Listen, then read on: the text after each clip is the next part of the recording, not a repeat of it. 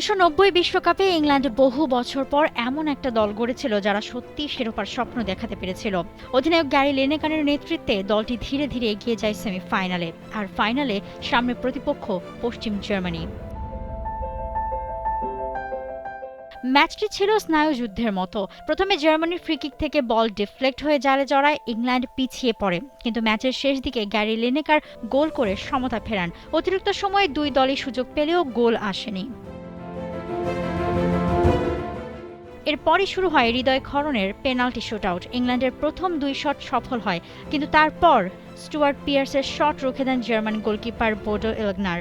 শেষ ভরসা ক্রিস ওয়াডল, তাকে গোল করতেই হবে। AKS অর্জন করল গিনেস ওয়ার্ল্ড রেকর্ডস। AKS তিনি দৌড় নিলেন, শট করলেন, বল উড়ে গেল বারের অনেক ওপর দিয়ে। মুহূর্তেই পুরো স্টেডিয়াম নিস্তব্ধ।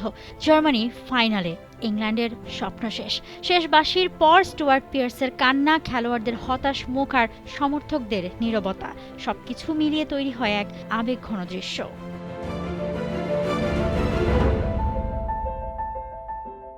এই ম্যাচের পরে জন্ম নেয় ফুটবল ইতিহাসের অন্যতম বিখ্যাত উক্তি। ম্যাচ শেষে গ্যারি লিনেকার বলেছিলেন, football is a simple game. 22 men chase a ball for 90 minutes and in the end the Germans always win.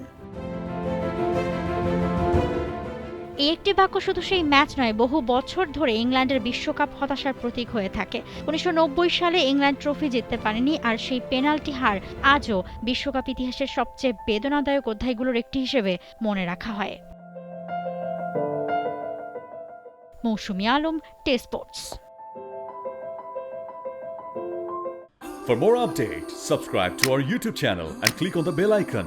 Follow us on Facebook and Instagram. Download T-Sports app to enjoy exciting games and highlights. Visit tsports.com.